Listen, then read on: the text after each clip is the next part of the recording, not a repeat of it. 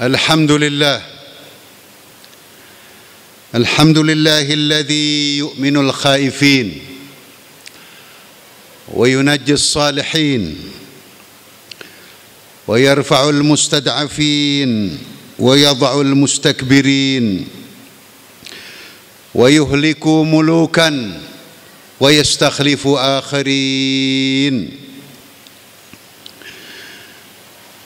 والحمد لله قاسم الجبارين مبير الظالمين مدرك الهاربين نكال الظالمين صريخ المستصرخين موضع حاجة الطالبين معتمد المؤمنين. وأشهد أن لا إله إلا الله وحده لا شريك له وأشهد أن سيدنا محمدًا عبده ورسوله أرسله بالهدى رحمة للعالمين. اللهم صل وسلم وبارك وكرم وعظم على عبدك ورسولك سيدنا وحبيبنا وشفيعنا ومولانا محمد الصادق الأمين المبعوث رحمة للعالمين وعلى آله الطاهرين وأصحابه المنتجبين وعلى جميع الأنبياء والمرسلين والشهداء والصالحين منذ آدم إلى قيام يوم الدين. أما بعد فيا عباد الله يا أمة الإسلام أوصيكم ونفسي بتقوى الله اتقوا الله حق تقاته ولا تموتن إلا وأنتم مسلمون.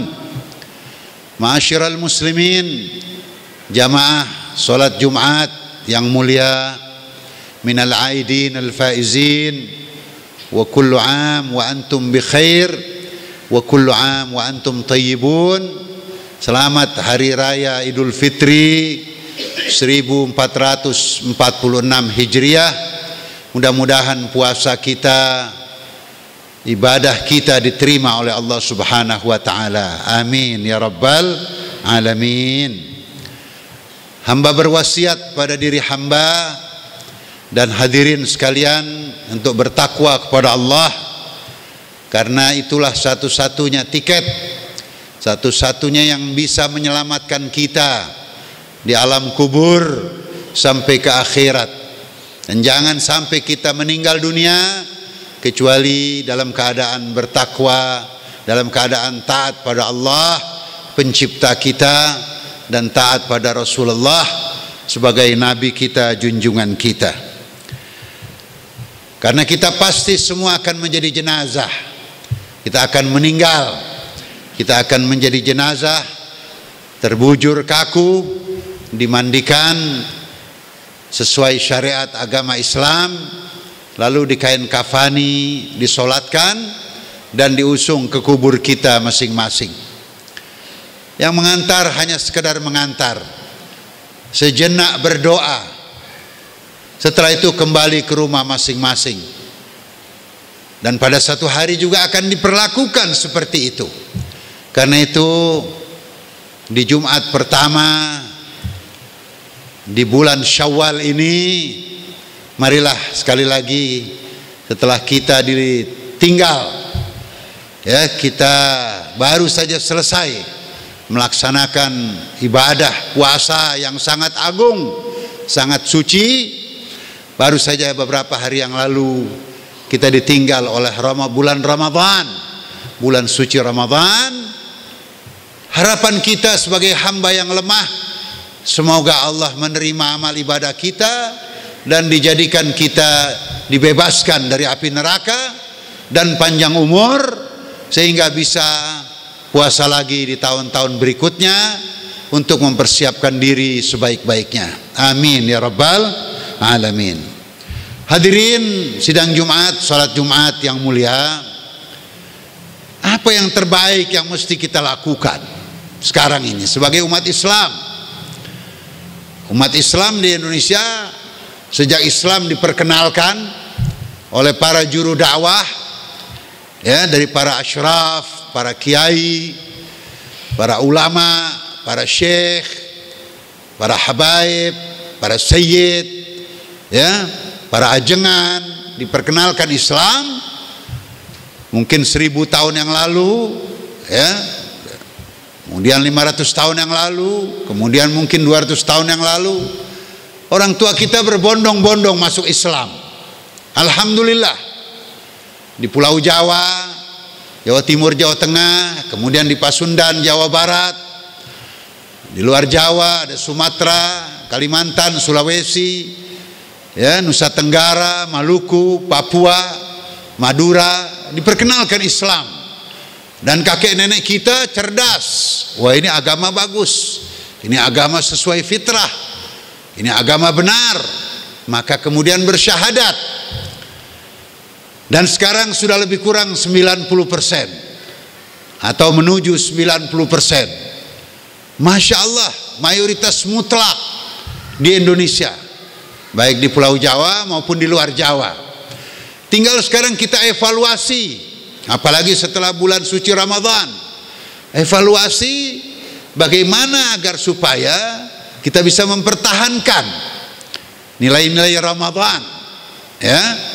Betul-betul ini penting kita evaluasi, menghitung-hitung, muhasabah, melihat-lihat, memilah-milih, dan berpikir keras agar supaya muslimin Indonesia tidak hanya besar secara jumlah, tetapi juga secara kualitas, tinggi mutunya, tinggi prestasinya, mempunyai daya saing yang hebat. Itu yang kita harapkan. Karena itu penting kita evaluasi. Pertama, menyangkut hubungan kita dengan Allah Subhanahu wa taala harus ditingkatkan. Kita sudah bersaksi tidak ada Tuhan kecuali Allah, tidak ada pencipta kecuali Allah, tidak ada yang menghidupkan kecuali Allah, tidak ada yang mematikan kecuali Allah. Dan hubungan ini harus terus makin erat, makin kuat, makin kokoh hubungan kita pertama dengan Allah, sehingga nanti kita akan menjadi hamba-hamba Allah yang mukminin sejati, seperti para pahlawan di negeri kita, para syuhada di negeri kita, para syuhada di Palestina dan lain-lain. Mereka adalah orang-orang yang selama hidupnya evaluasi terus, menghitung-hitung, ya, muhasabah tentang hubungannya dengan Allah. Bukan hubungan yang rentan, hubungan yang lemah, ya, dikit-dikit berbuat dosa, mulut digunakan tidak baik, dan lain anggota badan dosa. Ini artinya hubungan dengan Allah lemah. Mengapa berani melanggar perintah Allah? Kita lihat polisi saja takut berbuat kriminal. Ini polisi calon mayat, calon jenazah. Tapi begitu kita lihat atau lihat pengawas hukum, kita ada terasa takut berbuat kriminal. Ini Allah yang kepadanya kita dan polisi, kita dan jaksa akan kembali kepada Allah. Jadi harus evaluasi hubungan kita dengan Allah. Karena nanti kalau sudah makin bagus, kita bukan hanya mengeluarkan 2,5% zakat, kita akan mudah keluarkan 20% uang untuk perjuangan. Kita akan mudah mengeluarkan setengah dari kekayaan kita untuk perjuangan Islam. Begitu selanjutnya. Kita bukan hanya akan puasa Ramadan, kita akan juga puasa sunnah. Masya Allah, ya. Kita bukan hanya sholat wajib, kita juga akan sholat tahajud dan sholat sunnah yang lain.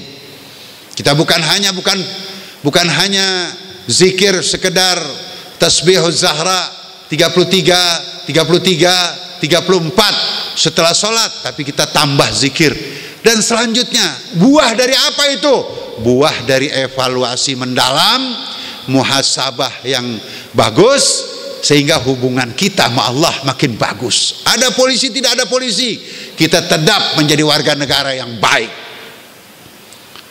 Ya, karena kalau kita takut dengan polisi, tidak berbuat dosa, tidak berbuat kriminal, sementara dengan Allah berani, berarti Allah pengawasannya lebih rendah dari polisi. Allah wibawanya lebih rendah dari polisi. Ini iman ini sulit untuk membangun negara, karena kita akan terpengaruh dengan keburukan-keburukan. Itu yang pertama, hubungan kita dengan Allah harus dievaluasi sedalam-dalamnya. Lalu hubungan kita dengan Rasulullah, setiap mendengar nama Nabi Muhammad harus selawat, karena beliau adalah junjungan kita, pemimpin kita, baginda Nabi besar Muhammad. Nah, kalau dengar nama Nabi Muhammad tidak boleh diam saja. Dengar nama Nabi Muhammad harus ada selawat. Allahumma salli ala Sayyidina Muhammad wa ala ali Sayyidina Muhammad, atau Allahumma salli ala Muhammad wa ala ali Muhammad, Allahumma salli wa sallim wa barik alaihi wa ala alihi. Begitu, jangan diam saja mendengar nama Nabi Muhammad. Hubungan kita nanti akan terdorong terus untuk mengetahui bagaimana sih Nabi Muhammad saat kelahiran beliau, menjelang kelahiran beliau, masa kanak-kanak beliau, remaja beliau, bagaimana perenungan beliau di goa, bagaimana rumah tangga beliau, bagaimana beliau mencari istri, bagaimana beliau kemudian mengadakan kontemplasi, bagaimana beliau kemudian menerima wahyu pertama di Gua Hira, di Ghar Hira. Nanti kita akan makin bagus, akan makin menyesuaikan diri kita dengan keinginan Nabi Muhammad. Penting, tidak boleh kita diam saja kalau mendengar nama beliau. Ya, mari kita tes sekarang. Junjungan kita, baginda kita, baginda Nabi besar Muhammad, kurang keras. Nabiyina wa syafi'ina wa maulana Muhammad. Bagus, begitu, jangan diam saja. Kalau kita diam saja, koruptor senang, karena dia lihat, oh muslimin hanya banyak jumlahnya, muslimin hanya banyak, hanya mayoritas, tapi tidak ada kualitas. Diam saja. Lihat kemungkaran, diam. Lihat korupsi, diam. Lihat narkoba disebarkan, menghancurkan generasi muda, diam. Lihat pornografi di mana-mana, diam. Kenapa? Karena kita dengar nama Nabi Muhammad, diam saja, sehingga tidak ada tergerak jiwa perjuangan, jiwa pengorbanan. Nah, karena itu kita harus evaluasi hubungan kita setelah Allah dengan Nabi Muhammad. Ya, sekali lagi, Sayyidina wa Habibina wa Syafi'ina wa Maulana Muhammad. Masya Allah, begitu jamaah Masjid Al-Muhajirin, harus kita seperti kaum Muhajirin, seperti kaum Ansor, yang begitu dengar nama Nabi Muhammad, apalagi lihat Nabi Muhammad, dan kita pasti akan melihat Nabi Muhammad, insya Allah. Amin ya Rabbal Alamin. Evaluasi terus, karena kita sebagai umat Nabi Muhammad bukan sekedar sholat, bukan sekedar puasa, kita harus adaptasi dengan keinginan Nabi Muhammad, karena keinginan Nabi Muhammad adalah merupakan keinginannya Allah, dan ilmu paling tinggi adalah memahami dengan baik lalu mentaati keinginan Allah. Dan yang paling paham tentang keinginan suci Allah yang maha suci adalah junjungan kita, baginda Nabi besar Muhammad sallallahu alaihi wasallam. Jadi hadirin jamaah salat Jumat yang mulia, kita evaluasi hubungan kita dengan Nabi Muhammad. Ya, seperti itu. Lalu hubungan kita dengan kitab suci Al-Quran, bukan sekedar khatam pada bulan Ramadan, lalu di luar Ramadan 11 bulan kita kurang baca, kurang mendalami, kurang mengamalkan.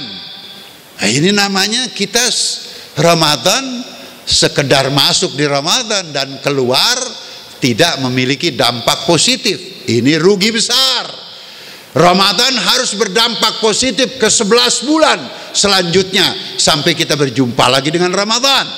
Maka itu evaluasi yang ketiga, kita harus melihat-lihat hubungan kita dengan kitab suci Al-Quran. Jangan sampai buku lain kita baca, kitab lain kita baca, sementara kitab suci Al-Quran, ya, kitab suci yang terakhir, kitab suci yang paling agung, kitab suci yang paling besar, kita tidak dalami. Hurufnya masih kurang fasih, tajwidnya masih kurang, pemahaman maknanya masih kurang, bertekad mengamalkannya masih kurang. Umat seperti apa kita kalau terhadap kitab suci kita tidak serius tentang yang barusan saya sebutkan? Kita harus bagus bagaimana membaca hurufnya, alif, ba, ta, tha, dan selanjutnya sampai huruf ya.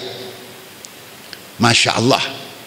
Kemudian tajwidnya, ilmu yang tidak lama, beberapa hari kita bisa baca asal ada semangat, seperti itu. Kemudian mendalami, kita baca tafsir dari tokoh ulama dalam negeri, Buya Hamka, Profesor Quraisy Shihab, ya, Habib Quraisy.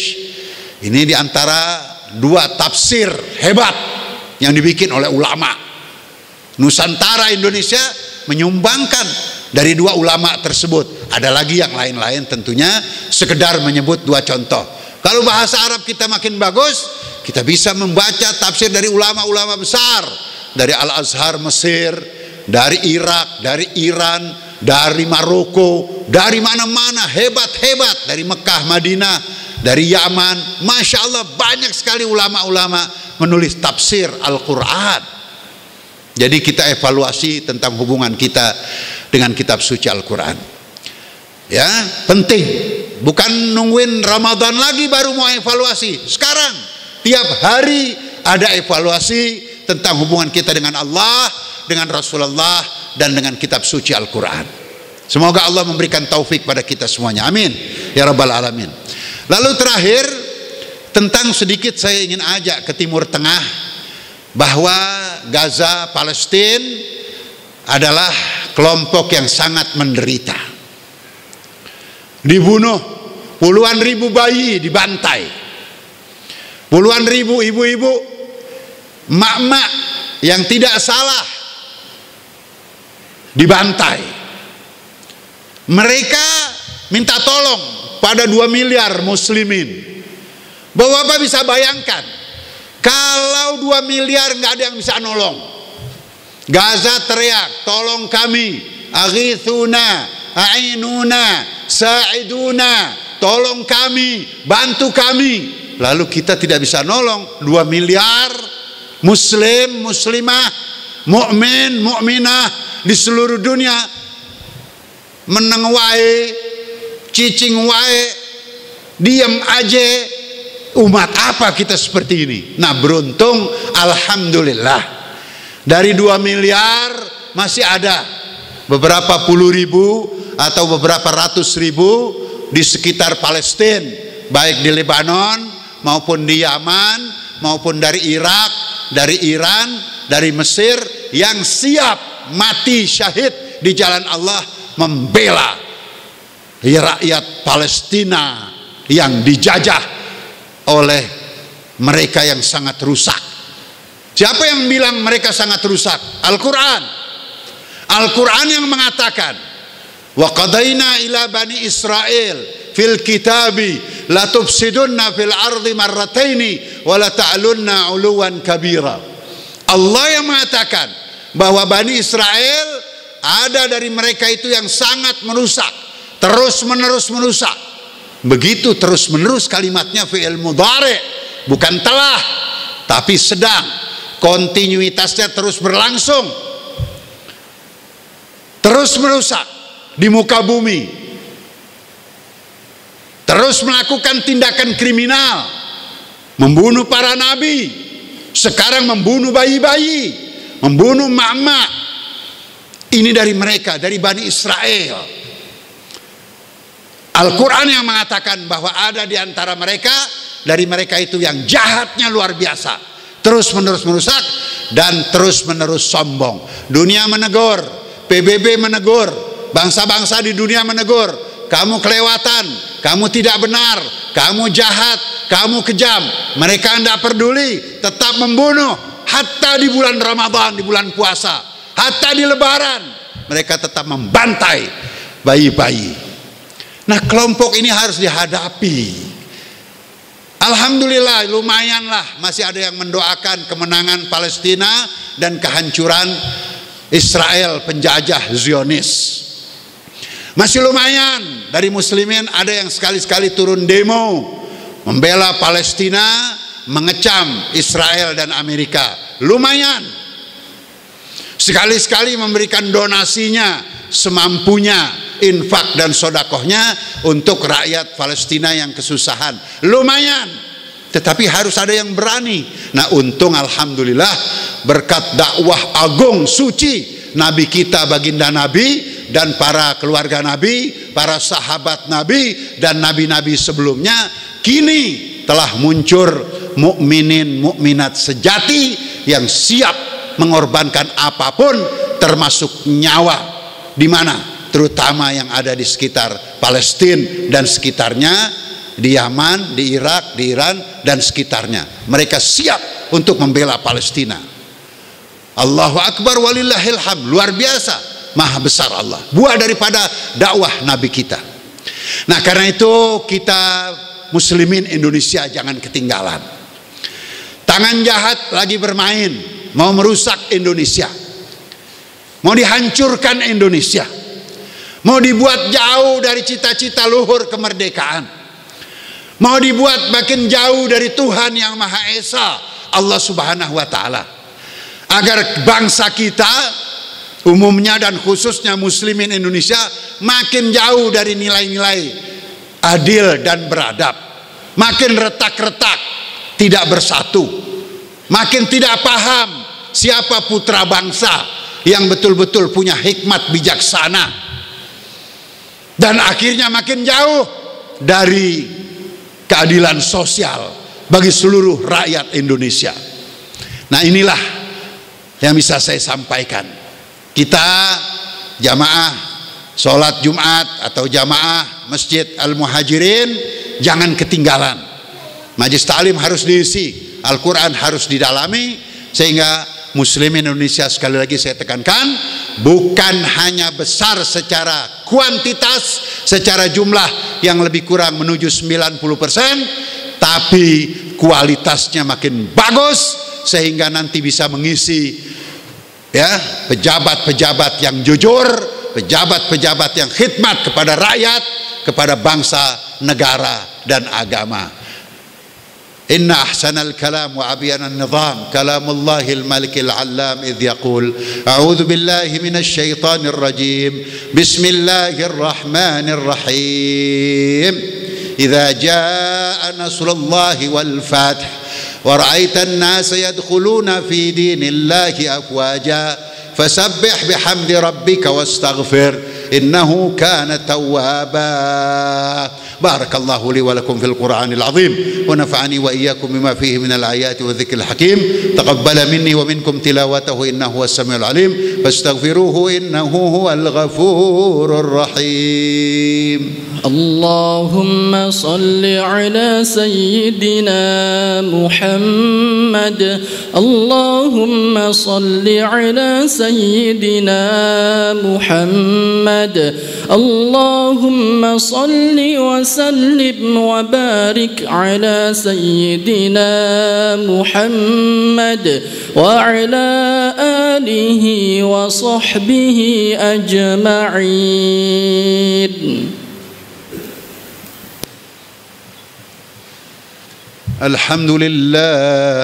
الحمد لله رب العالمين وبه نستعين على أمور الدنيا والدين وأشهد أن لا إله إلا الله ولي الصالحين وأشهد أن محمدا عبده ورسوله أرسله بالهدى رحمة للعالمين.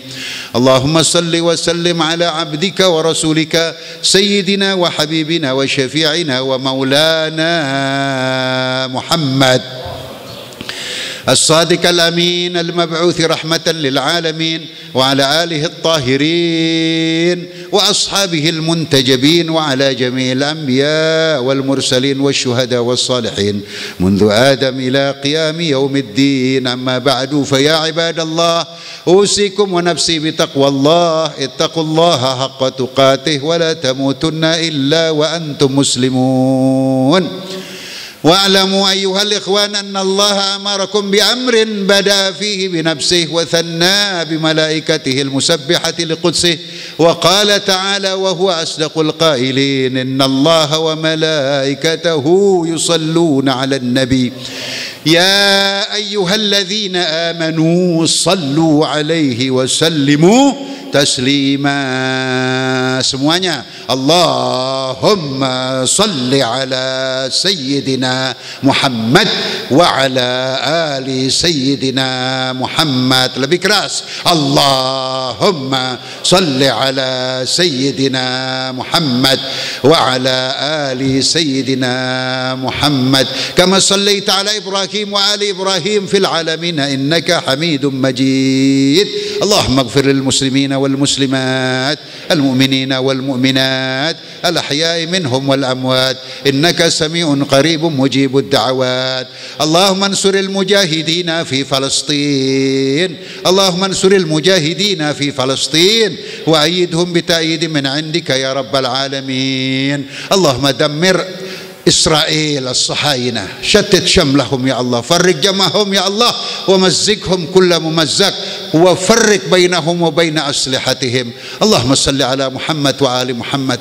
Rahmati kedua orang tua kami ya Allah, ibu yang melahirkan kami ya Allah, ayah yang membimbing kami ya Allah. Segala kebaikan mereka lipat gandakan pahala dan ganjarannya. Kalau ada kekurangan dalam membimbing kami, dalam mendidik kami, maafkan kekurangan mereka ya Allah. Orang tua kami yang telah meninggal dunia, Engkau maha tahu di mana mereka dikuburkan, Engkau maha tahu siapa nama-nama mereka ya Allah. Jadikan kubur mereka sebagai raudhah min riyadil jannah. Orang tua kami yang masih hidup, berikan kesehatan pada mereka, ketenangan di hari tuanya, keberkahan ya Allah, dan di akhir umurnya karuniakan husnul khatimah. Anak-anak kami ya Allah, putra-putri kami dan putra-putri muslimin, putra-putri bangsa kami semuanya ya Allah, jadikan iman Islam mereka dari hari ke hari makin kokoh dan kuat. Selamatkan dari narkoba, selamatkan dari perjudian, selamatkan dari kemaksiatan, sehingga kelak satu hari kalau kami sebagai ayahnya, sebagai ibunya meninggal, mereka tetap iman, mereka tetap Islam, mereka tetap berjuang di tanah air yang kami cintai ini ya Allah. وصلى الله على سيدنا محمد وعلى الطاهرين والحمد لله رب العالمين. عباد الله، إن الله يأمر بالعدل والإحسان وإيتاء ذي القربى وينهى عن الفحشاء والمنكر والبغي يعظكم لعلكم تذكرون. فاذكروا الله العظيم يذكركم ولذكر الله أكبر والله يعلم ما تصنعون. الله أكبر.